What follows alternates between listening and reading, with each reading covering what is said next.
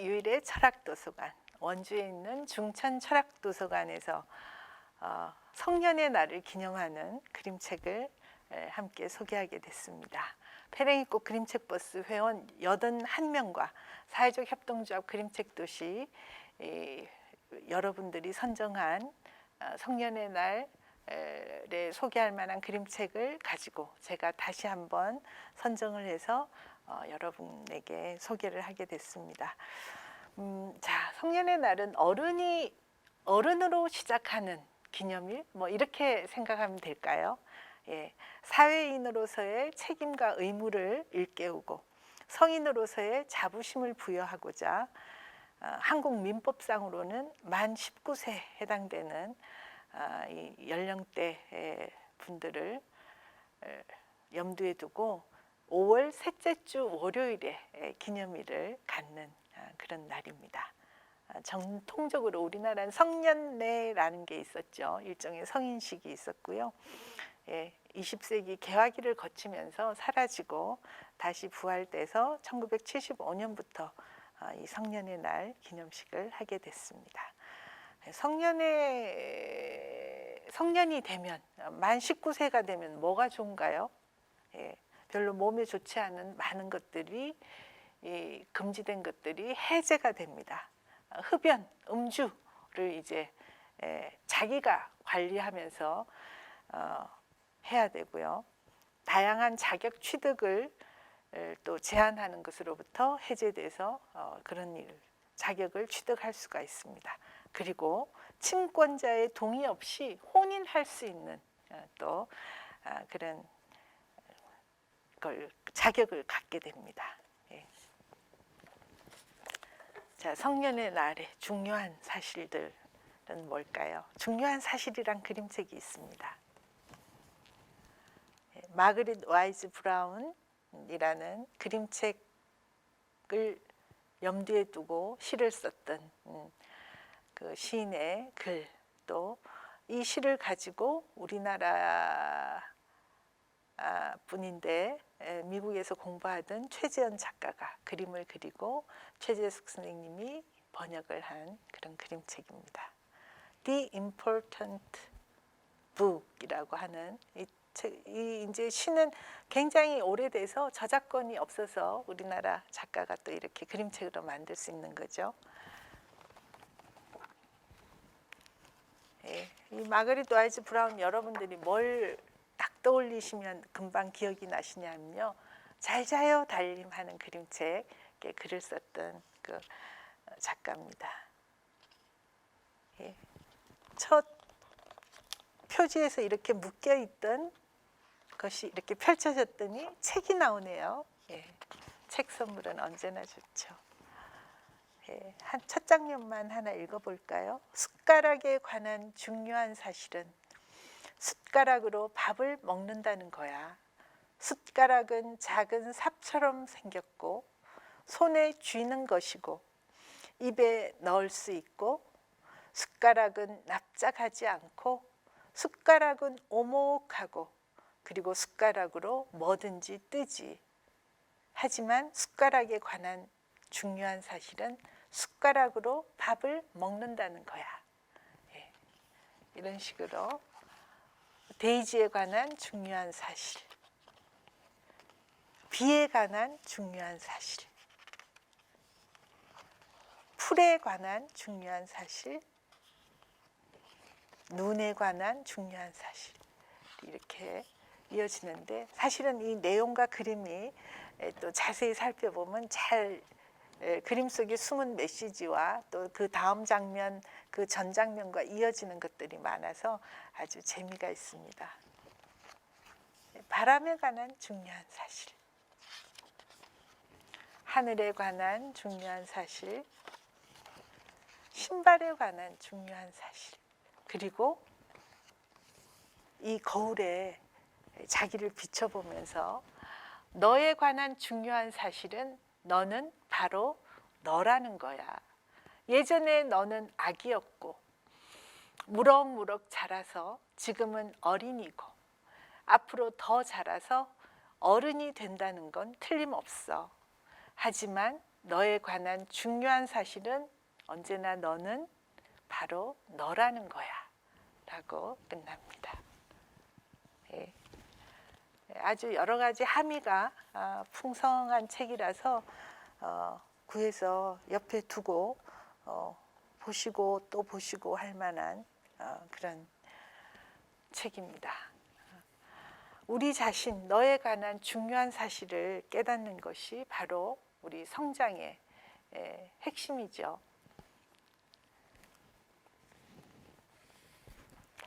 그 다음 책은 사실은 이 책은 겨울에 보면 훨씬 더 또 진가가 새로운데요. 우리 이 점점 뜨거워지는 이 봄에 또 한번 보면 또 새로운 감동이 있겠습니다. 부엉이와 보름달, 존 쉐네르 그림, 제인 욜런 글, 박향주 옮김.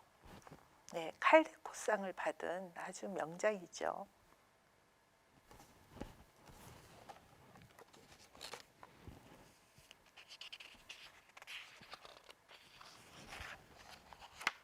예, 요 속표지인데요. 여기서부터 얘기가 시작됩니다. 이 주인공 소녀가 문을 열고 바깥을 내다보고 있죠. 몸을 아주 따뜻하게 했네요. 털 장화도 신고 아주 두꺼운 점퍼도 입고 목도리도 하고 모자도 썼습니다. 아마 밖으로 나갈 생각인가 봐요. 그죠? 이런 걸 놓치지 않고 잘 즐기시길 바라는 마음에서 제가 설명을 좀 했습니다. 여기도 헌사가 있습니다. 이 시를 이것도 일종의 시 그림책인데요. 제인 욜런이라는 미국의 유명한 시인이 글을 쓰고 존 쉐네르가 그림을 그렸는데요. 우리 아이들을 부엉이 구경에 데려간 나의 남편 데이비드에게, 또 부엉이 구경을 나갈 만큼 자란 나의 손녀 니스에게 존 쉐네르라고 헌사를 바치고 있습니다. 두 작가가. 우리는 이쯤 되면 겨울날이 어떠했는지 까맣게 잊어버리죠. 새삼스럽게 눈 온 풍경을 보니까 겨울날이 맞아, 겨울에 이렇게 추운 날이 있었지라고 새삼스럽게 한번 생각을 해보게 됩니다. 시원하신가요? 네. 예, 너무나 이름난 책이라서 많이들 아시고 계실 텐데요. 이 주인공 아이와 아빠가 아주 추운 겨울날 숲속으로 나갑니다. 무슨 일이 있을까요? 예, 여기 속에 보면 이렇게 토끼라든지 이런 여우라든지 많은 겨울 동물들이 이 속에 숨어 있습니다. 예, 시가 너무 아름다워서요. 뽀드득 뽀드득 눈을 밟아갈 때 조그만 회색 발자국이 우리 뒤에서 따라왔습니다. 아빠는 그림자가 길었습니다. 내 그림자는 짧고 동그랬습니다. 가끔씩 나는 아빠를 놓치지 않으려고 뛰어가야 했습니다. 그러면 내 짧고 동그란 그림자도 내 뒤에서 뛰어왔습니다. 그렇게 알 수 없는 긴장감 속에서 아빠 뒤를 이렇게 쫓아갑니다. 그리고는 드디어 이 숲에 들어와서 이 추운 겨울날 이 눈 쌓인 숲 속에 들어와서 할 일이 뭔지 우리한테 알려주시네요. 아빠가 부엉이를 부르는 거예요. 아빠는 소리내어 불렀습니다. 부엉, 부엉. 큰 뿔 부엉이 소리 같았습니다. 부엉, 부엉. 이렇게. 그렇게 아빠가 계속 부르는데 불러놓고 이제 기다리는 거죠. 진짜 부엉이가 올까요? 이런 말이 이제 잠깐 나오는데요. 하지만 아무 대답도 없었습니다. 아빠는 어깨를 으쓱 했습니다. 나도 어깨를 으쓱 했습니다. 나는 실망하지 않았습니다. 오빠들이 그랬거든요.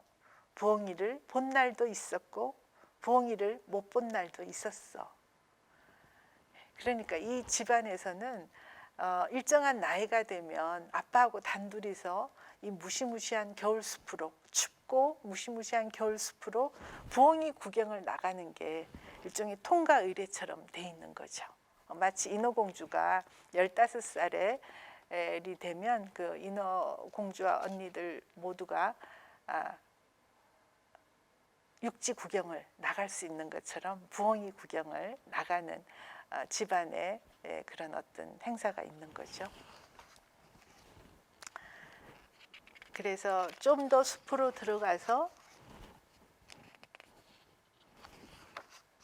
또 부엉이를 부르고, 이 캄캄한 숲인데 이렇게 눈이 하얗게 보이는 거는 달빛 때문에. 그래서 이제 이 책의 원제목이 아울문이에요. 부엉이, 달인데 여기서는 우리는 부엉이와 보름달이라고 조금 풀어서 번역을 했습니다.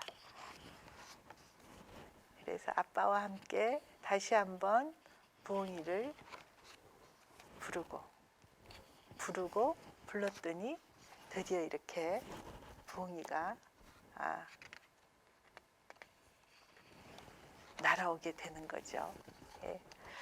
이 대자연의 이런 야생의 동물과 맞닥뜨려서 어떤 교감을 나눈다는 건 엄청난 일이죠. 엄청난 경험일 겁니다.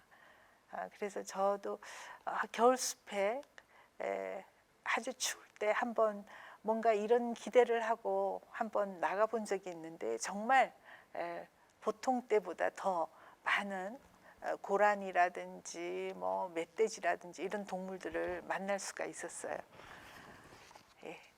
부엉이를 제대로 손전등을 비춰서 보여주네요. 그래서 부엉이와 서로 마주 봤다는 이야기.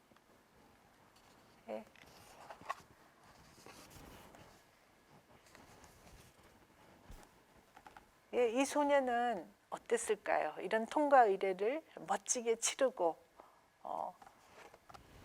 어떤 내면의 또 성장이 있었겠죠. 부엉이와 보름달.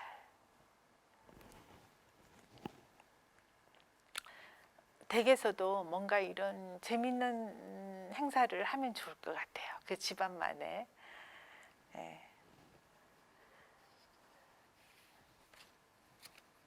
그 다음 책은 바바라 쿠니의 그림책인데요.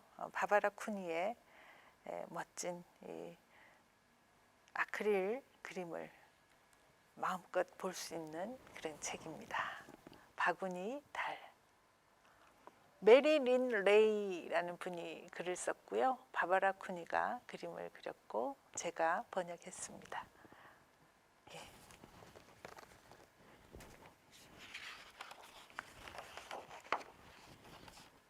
우리나라에도 예전에는 그렇게 작은 그 어떤 간의 수공업을 하는 분들이 공동체를 이루고 군데군데 모여 살았죠. 여기도 미국 컬럼비아 산악지대에 살았던 물풀의 나무를 키워서 바구니 짜는 사람들 이야기입니다.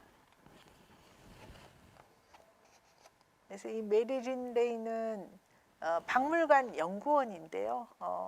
이 미국의 수공예를 연구하다가 이런 바구니 짜는 사람들 이야기를 접하고 그림책 글로 쓰게 된 겁니다.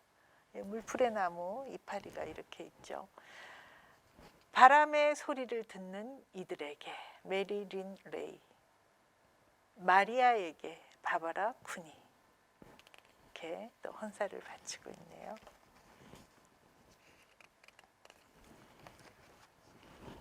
바바라 쿠니 특유의 이런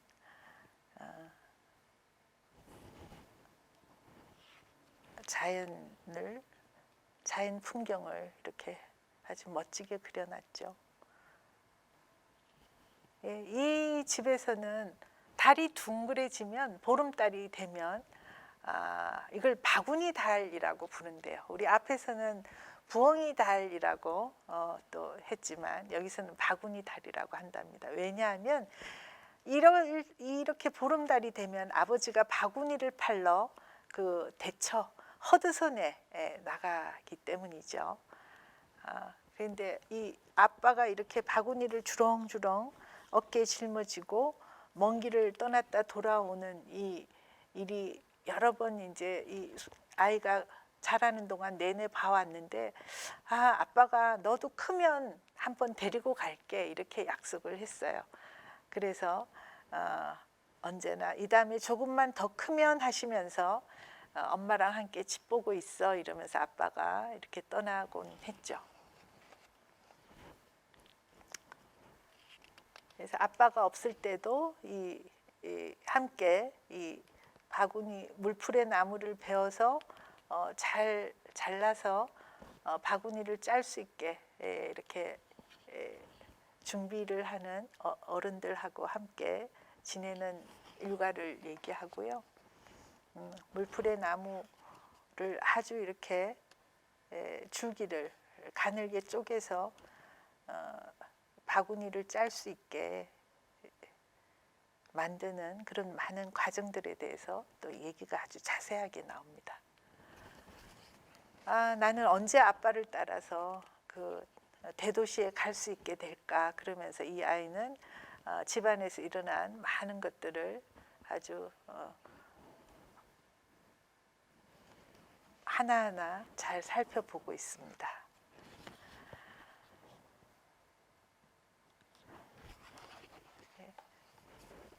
드디어 9살이 됐을 때 아버지가 이제 너도 함께 가자라고 얘기를 해서 아빠와 함께 바구니를 어깨에 메고 긴 여행길에 나섭니다.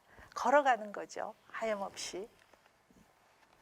그래서 처음으로 대도시의 장날에 대도시 가게들을 이제 둘러보게 됩니다. 아버지는 이 바구니들을 팔고 거기서 얻은 돈으로 일용품들을 사고 그래서 집으로 돌아오는 거죠. 그래서 대도시의 풍경들이 또 아주 자세하게 나오고요. 이 소년이 처음으로 경험하는 세계가 이 소년의 눈으로 그려집니다. 허드선에서는 벽돌 냄새랑 뭔가를 사고 파느라 바쁜 도시 냄새가 났어요. 그리고 곰팡내에다 강물 냄새, 배 냄새도 났죠. 우린 강물을 따라가다가 배에서 파는 바나나를 샀어요. 아버지는 바구니를 매달았던 장대에다 먼저 산 물건들과 함께 그걸 매달았어요. 그리고 우린 집으로 돌아가는 머나먼 길을 걷기 시작했답니다. 허드슨이 이제 항구 도시니까요. 수많은 거리와 상점을 지나면서 엄마한테 허드슨 얘기를 어떻게 할까 곰곰 생각하고 있었어요. 그런데 광장을 가로지를 때예요. 어떤 아저씨가 우리를 놀리며 소리치는 거예요. 어이, 산골짝 촌뜨기들. 저 촌뜨기들은 바구니밖에 몰라. 이 소녀는 엄청나게 충격을 받습니다. 이런 무례한 어떤 조롱을 받으리라고 생각도 못했었고 이 대도시의 풍경에 혼이 나가 있는 아이한테 이런 조롱을 던진 어른들이 있으리라는 건 상상도 못했겠죠. 그래서 이 소녀는 굉장히 오랫동안 상심하게 됩니다. 엄마한테 왜 기분이 그렇게 상했는지 털어놨더니 엄마가 말씀하세요. 나무들은 우리 마음을 알 거야. 허드슨 사람들이 뭐라고 하건 신경 쓸 것 없단다. 하지만 나한테는 그게 무척 중요한 일이라고 엄마한테 말하고 싶었어요. 다시는 허드슨에도 가보고 싶지 않을 정도로 소녀는 마음이 상했습니다.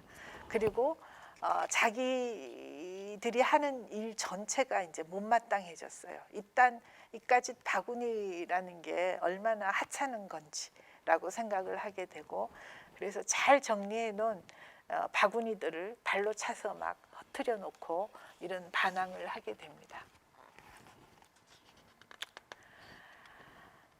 난 숲으로 갔어요. 그리고 귀를 기울였죠. 창고로 돌아와서도 귀를 기울여 봤어요. 축축한 나무 쪽대를 들고서도 귀를 기울여 봤답니다. 나무들이 부르는 노래 소리를 들으면 마음이 가라앉을 거야 라고 어른들이 했던 말을 듣고 그런 위로를 받으려고 했지만 그게 잘 안 됐다는 거죠. 다음날 아침 나뭇가지들이 집을 스치는 소리에 깼습니다. 나무들이 기지개를 켜고 있구나 하면서 엄마가 말씀하셨어요. 나무들이 자라면 바구니들도 늘어나지. 난 알았습니다. 나무들이 키우는 것이 내가 만들게 될 바구니들이라는 것을요. 그래서 바람이 내 이름을 불렀던 거지요. 제가 띄엄띄엄 이렇게 줄거리만 잠깐 소개하느라고 이제 놓친 부분들이 많은데 조금 글 양이 많지만 정말 이 소년과 함께 이 산간지방에서 모여서 바구니를 짜면서 자연과 벗하고 자연에서 얻는 것으로 생계를 이어가는 이 사람들 이야기, 그리고 그 속에서 성장의 새로운 체험을 하는 이 소년의 이야기, 정말 멋집니다. 이 바바라 쿠니의 그림과 함께 꼭 한번 즐겨보시고요. 이런 책들은 잘 기억해놨다가 이런 성년의 날 또는 아이의 성장을 축하할 때, 누군가의 새로운 도약을 축하할 때 이런 책 선물하시면 좋을 것 같습니다. 다음 책은 정말 여러분들이 깜짝 놀라게 좋아할 그런 책인데요. 나 꽃으로 태어났어 라는 그림책입니다. 엠마 줄리아니가 만들었고요. 이세진 선생님이 번역을 했습니다. 이런 걸 팝업북이라고 하죠. 너무나 멋진 이미지가 또 입체적으로 펼쳐집니다. 참 펼치고 펼치고 펼치고. 나 꽃으로 태어났어요 라는 문장과 함께 이런 내용이 나오고요. 따스한 햇살을 받고 짠, 따뜻한 기운을 나누며 살아가요.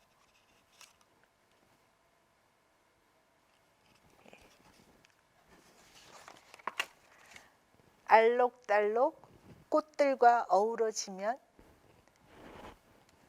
더욱 아름답게 빛나지요.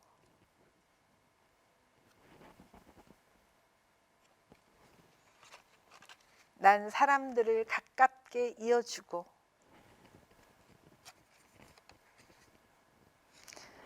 사랑을 전해주기도 해요.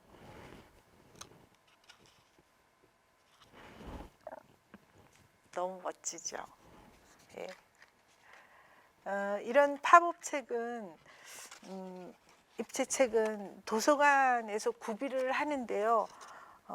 우리 이제 이용객들이 독자들이 이 책을 조금 거칠게 어떻게 펴는지 몰라서 다루면 이제 너무 빨리 망가집니다. 그래서 많은 도서관들이 구입은 해놓고 독자들이 이용객들에게 이렇게 서비스를 못하고 정말 안절부절하면서 갖고 계시는 도서관들이 많더라고요. 그래서 우리 이용객들이 이런 입체물 도서 책들을 또 어떻게 좀 잘 다룰지 잘 그런 경험이 있으면 좋을 것 같아서 제가 조금 오늘은 보여드리려고 합니다. 이런 것도 이렇게 뒤집으면 원래 이렇게 돼 있는데 이제 이렇게 뒤집으면 이렇게 되고, 여기 보면 이렇게 파인 것들은 이렇게 돌리면 이 꽃들이 이렇게 돌아갑니다. 원래 이렇게 했다가 이제 이렇게 피는 것처럼 이렇게 하는 거죠. 예.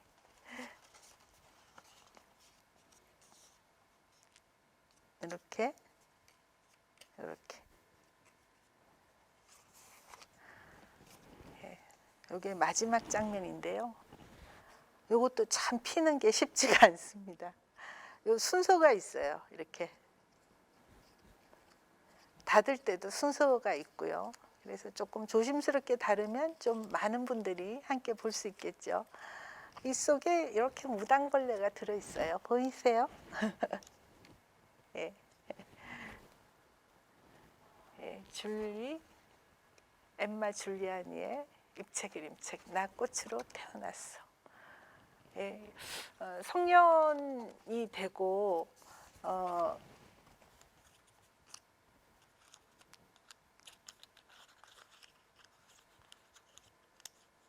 나는 무슨 일을 하려고 태어난 걸까라든지 그런 존재적 질문에 사로잡힐 때가 뭐 성년이 돼서나 아니나 늘 자주 그런 생각을 하게 되죠.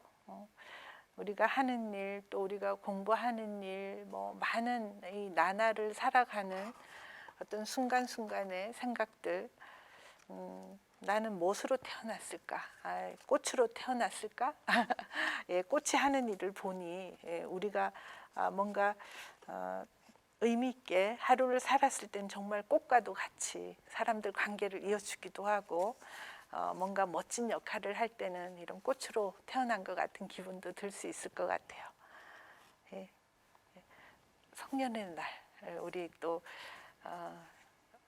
장본인들한테 이런 그림책 한 권 선물하고 같이 나누면 좋을 것 같습니다.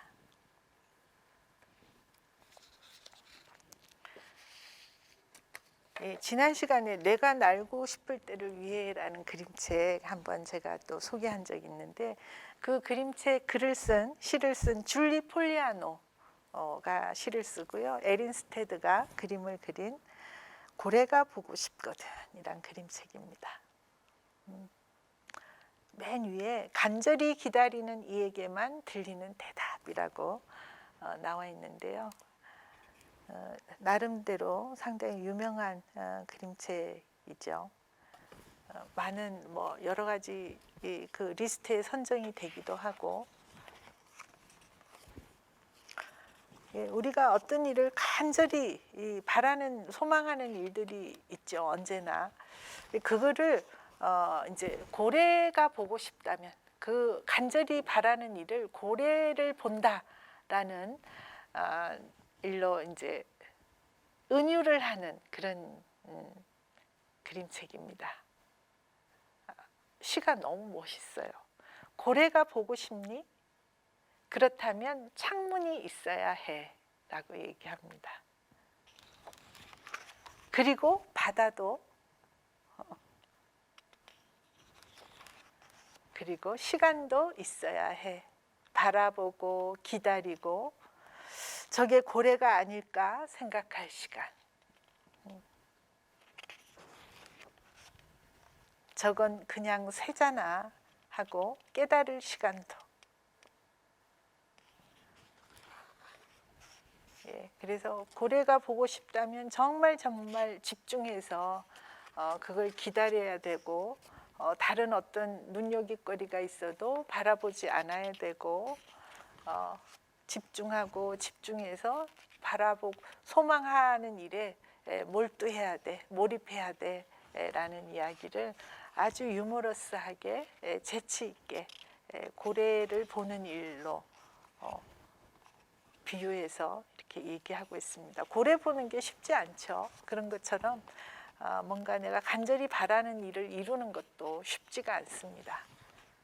그래서 우리가 성장한다는 게 그런 소망을 이루는 과정이라고 생각한다면 이 하루하루의 어떤 몰입, 하루하루의 집중 이런 많은 것들이 바탕이 돼서 우리의 또 성장이 이루어지고 그 위에서 또 소망이 이루어지겠죠. 고래가 정말 보고 싶니? 그렇다면 바다에서 눈을 떼지 마. 기다리고 또 기다리고, 예, 또 기다리는 거야. 고래가 바다 밑에 와 있네요.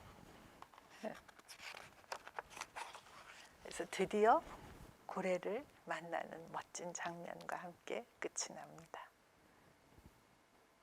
예.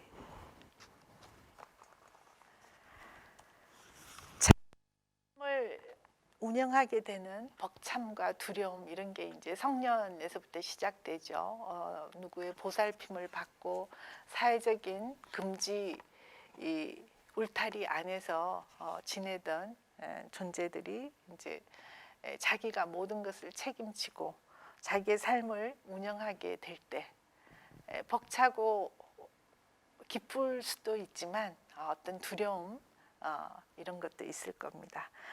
그래서 그런 것들을 잘 견디고 이겨내고 자기 삶을 잘 조리 있게 잘 운영해 나갈 때 멋진 결말을 맞게 된다라는 쪽으로 한번 해석을 해보면서 이 성년의 날 그림책 서가에 한번 꽂아 봅니다.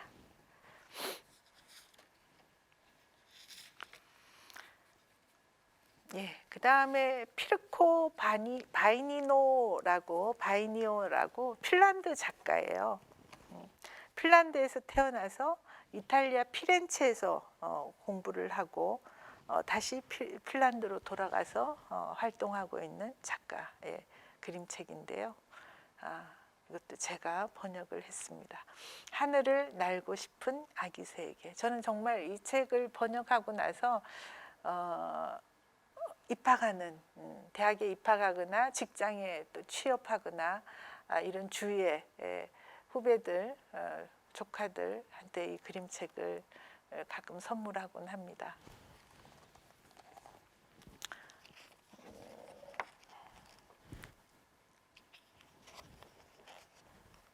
여기에는 헌사를 작가가 이런 식으로 바쳤어요. 고마워 이 세상에 태어나 줘서. 예, 우리 모두가 그렇죠. 우리 서로 고마워합시다. 예, 우리는 저마다 자기 방식대로 세상을 만난단다. 이 알에서 갓 깨어난 아기 새한테 지난 일에 사로잡혀서 지금 어디로 가고 있는지 모를 때도 있어. 넘어져도 괜찮아. 덕분에 알을 깨고 세상으로 나왔잖아. 이렇게. 그래서 모든 이 아기 새가 알을 깨고 나와서 겪는 여러 가지 시행착오, 좌충우돌 이런 것들을 쭉 보여주면서 아주 재치 있고 유머러스한 시로 보여주고 그림으로 보여주면서 날 때까지, 이 아기 새가 드디어 날 때까지의 과정을 이렇게 눈여겨서 볼 수 있게 해줍니다. 예, 너무나 많은 아기 새가 한번 날기까지 너무나 많은 시행착오가 있다는 걸 여기서 여러 가지 에피소드를 통해서 볼 수 있습니다. 자, 뭐 너무 많이 실패하고 부족한 여러 신체적 조건, 익숙지 않은 여러 가지 그 자세들 이런 것 때문에 이제 굉장히 많은 곤란을 겪겠죠. 자신의 모자람을 당당하게 받아들이는 것, 그게 바로 용기란다. 이렇게 겁먹지 말고 도전해봐. 아주 멋지게 착지하는 법을 배우게 될 테니까. 네. 멋지게 착지하는가 했더니 이런 진흙탕이 빠지기도 하고 또 누군가한테 이렇게 잡아먹힐 뻔도 하고 또 뭔가 자기로서는 멋진 생각이라고 했는데 다른 사람들한테 놀림거리가 되기도 하고 다른 사람을 관찰하며 배우는 것은 좋지만 그렇다고 너의 개성을 잃어선 안 된다. 이러면서 박쥐처럼 거꾸로 매달린 이 아기 새를 보여줍니다. 정말 유머러스하죠. 예. 너의 모자람을 탓하는 대신 언젠가 내가 잘하게 될 일을 떠올려 보렴. 꼭 별에 가닿을 필요는 없단다. 그러나 매일 밤 별을 바라보며 꿈꿀 때마다 넌 점점 하늘과 가까워질 거야. 응원할게. 멋지게 날아오를 너의 내일을. 네, 정말 박수를 바로 쳐주고 싶은 격려의 메시지가 아주 다정하고도 아주 적절하게 장면 펼쳐집니다. 하늘을 날고 싶은 아기 새에게, 우리 모두 사실은 계속 하늘을 날고 싶어서 허우적대는 아기 새일 수가 있겠죠. 예, 이렇게 5월 셋째 주 월요일 성년의 날을 기념하는 마음을 담아서 그림책들을 살펴보았습니다.